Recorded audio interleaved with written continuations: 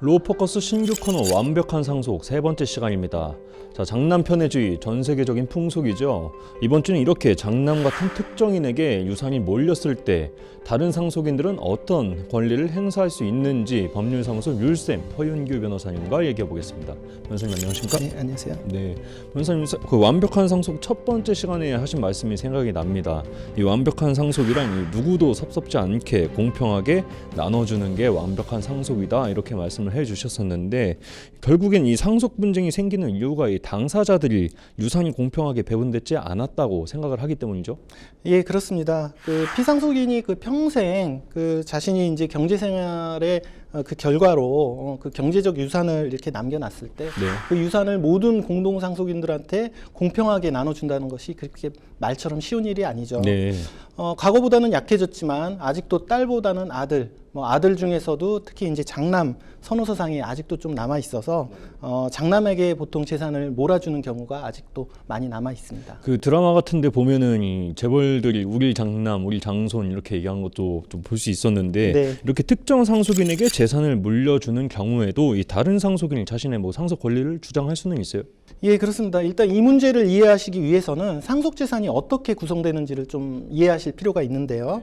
흔히 상속재산이라고 하면 망인이 돌아가실 당시에 남아있는 그 재산만 상속재산으로 생각하시는 분들이 많으신데 정확히 말씀드리면 그러한 재산뿐만 아니라 생전에 증여한 재산까지 포함해서 상속재산이라고 보고 있습니다. 네. 쉽게 말씀드리면은 상속재산은 그 생전 증여재산과 그 사망 당시 남아있는 재산을 합한 재산을 말하고요. 네. 우리가 흔히 이해하고 있는 그 법정 상속분은 이러한 증여를 포함한 전체 상속재산을 기준으로 해서 공평하게 n분의 1로 상속받게 되는 것이죠. 네, 그 돌아가신 분이 그 생전에 증여하고 이 남은 재산을 n분의 1씩 하는 게 아니고 네. 이 생전에 증여한 것과 남은 네. 유산을 이 합한 재산에다가 법정 상속분을 이제 곱해서 계산해야 된다는 말씀이신 거죠? 예, 맞습니다. 그래서 이제 간단하게 이제 예를 들어서 말씀을 드리면 그 상속인이 뭐 간단하게 형제 2명이 있다라고 하고 그 망인에게 재산이 한 6억 정도가 있었는데 전체적으로 네. 그 중에 1억을 먼저 장남한테 이제 증여를 네. 했다라고 하면은 남은 재산이 이제 5억이 되지 않습니까? 네.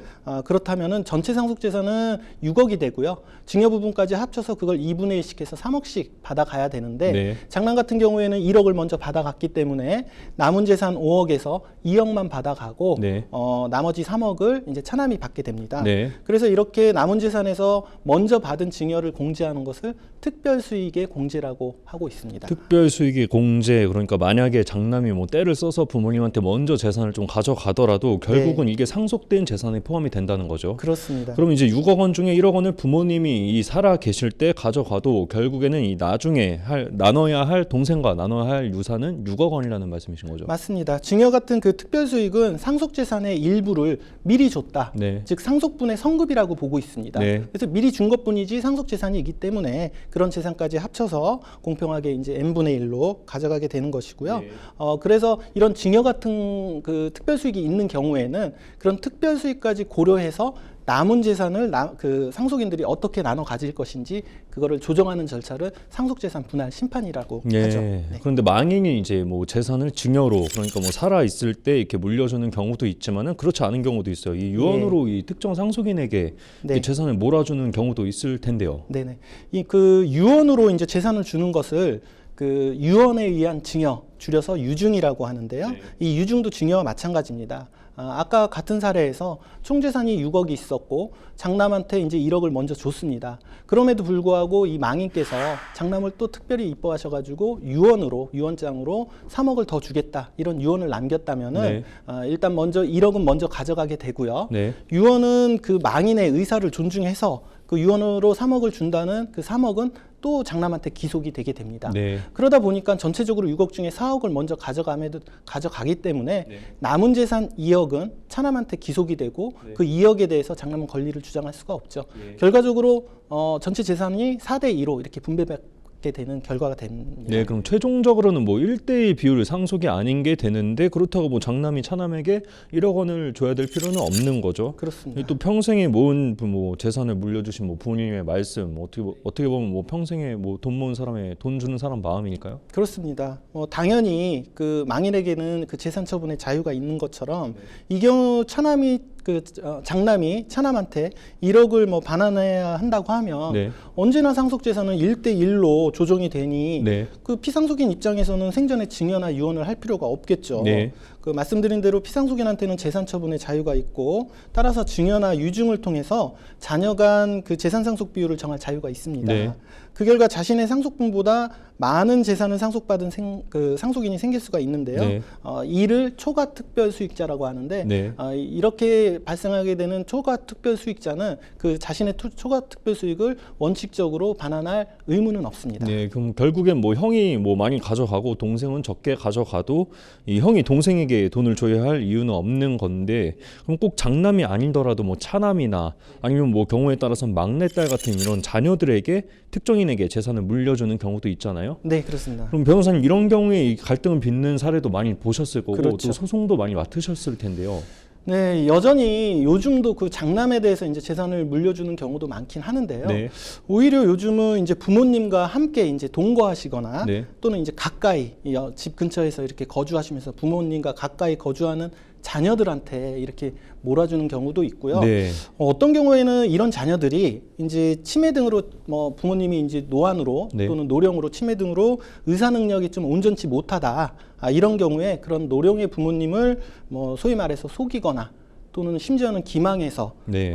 자신한테 유리한 증여나 유증을 하도록 하는 경우도 많이 늘고 있는 것 같습니다. 네, 그리고 그 망인이 대부분의 재산에 뭐 생전에 뭐 증여를 했거나 아니면 뭐 네. 유증해 버리면 이제 남은 재산이 얼마 없어갖고 이 원래 자기 상속분에 못 미치는 이렇게 유산만 받게 될 수도 있는데 이런 다른 상속인들 뭐 불만이 좀 클 것 같아요. 이럴 경우에. 예, 그래서 여기서 나오는 개념이 이제 결국은 유류분하고 기여분이라는 그 권리가 있습니다. 네, 그 유류분이 이제 최소한으로 받을 수 있는 상속분을 얘기를 하는 거고 네. 지난주에 좀 살펴봤고요. 네. 기여분은 이제 쉽게 말해서 이제 부모를 사실상 부양했거나 뭐 네. 부모가 뭐 부모의 재산 형성에 네. 기여한 사람에게 이 상속분과 별개로 재산을 나눠주는 걸 말하죠? 네, 맞습니다. 그 기여분은 그 상당한 기간 동안 그 부모님과 동거하거나 간혹 그 밖의 방법으로 피상속인을 특별히 부양하거나 네. 또는 그 피상속인의 재산의 유지 또는 증가에 특별히 기여한 자에게 인정되는 권리이고요. 네. 이 경우 남은 상속 재산에서 일정 비율 또는 일정액을 그 기여자에게 보장하고 그러한 기여분을 제외한 상속 재산만 그 상속 재산 분할의 대상이 되게 합니다. 네. 이것이 대표적으로 상속인 간의 그 형평을 조정하는 그 민법상 제도라고 보시면 될 것 네, 같습니다. 여기서부터 조금 껄끄러워질 수도 있을 네. 것 같습니다. 이 만약에 형제가 있는데 이 차남이 평생에 부모를 뭐 부양하고 모시고 살았고, 근데 부모님은 그래도 장남이 우선이다 이러면서 이제 장남에게 이렇게 유산을 만약에 몰아줬다 그러면은 네. 이럴 때 뭐 기여분이 인정되느냐 이것도 궁금하고 이 기여분 청구할 시에 주의점도 좀 궁금한데요. 네, 보통 뭐 기여분에 대해서 자신이 이제 부모님한테 잘했다라고 하시면서 기여분을 주장하시는 분들이 많이 있는데요. 네. 기여분은 말 그대로 일반적인 기여가 아니라 아주 특별한 기여가 있어야 인정됩니다. 그 기여에 대한 입증은 당연히 그래서 그 기여자의 객관적 자료로 입증을 해야 되는데, 예를 들면은 뭐 카드 결제 내역이나 아니면 계좌 이체 내역처럼 어떤 객관적 그 증거가 있어야 되고요.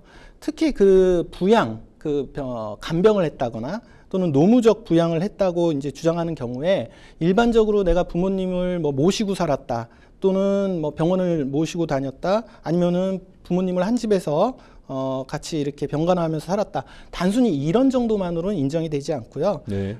뭐 예를 들면 피상속인의 건강 상태가 아주 좋지 않아서 네. 24시간 어떤 요 보호를 원하는 간병인이 필요한 경우인 것처럼 네. 아주 심각한 상태인 경우에 보통은 간병인을 써야 되지 않습니까? 네. 그런데 이제 어떠한 사정으로 간병인을 쓰지 않고 자신이 뭐 직장을 그만두고 또는 휴직을 내고 간병을 했다든지 이런 정도의 어떤 특별한 부양과 입증, 구체적인 사실관계가 있어야 인정이 되고 있습니다. 그리고 마지막으로 흔히 오해하시는 게 나는 이만큼 했고 다른 자식은 요만큼 했습니다. 즉 내가 한 것보다는 다른 자식들은 연락도 안 하고 살고 부모님한테 인사도 안 하고 어떤 기여도 안 했다. 어떤 상대적인 개념으로 접근을 하시는데 절대 그렇지 않고요. 기여부는 객관적으로 이 어떤 일반적인 수준 이상 특별한 기여를 했다는 점을 내가 입증해야 네. 받을 수 있다는 점을 좀 유의하셔야 될 것 같습니다. 예, 그 무엇보다 이 부모는 평소 자신을 잘 모신 자녀에게 자체적으로 조금 기여분을 인정해 주시면 좋을 것 같고요. 또 자녀들은 부모님이 판단하신 이유가 다 있을 테니까 다투지 않고 부모님이 그렇게 해야지 마음이 좀 편하시지 않을까 싶습니다. 사람은 누구나 죽음을 향해 달려가고 있습니다. 언젠가는 이 유산을 처분할 때가 올 텐데요. 완벽한 상속 보시고 필요할 땐 전문가와 상담하면서 지금부터 철저히 대비하시기 바랍니다. 오늘 법률사무소 률쌤 허윤규 변호사님과 특별수익과 기여분에 대해서 얘기해봤습니다. 변호사님 감사합니다.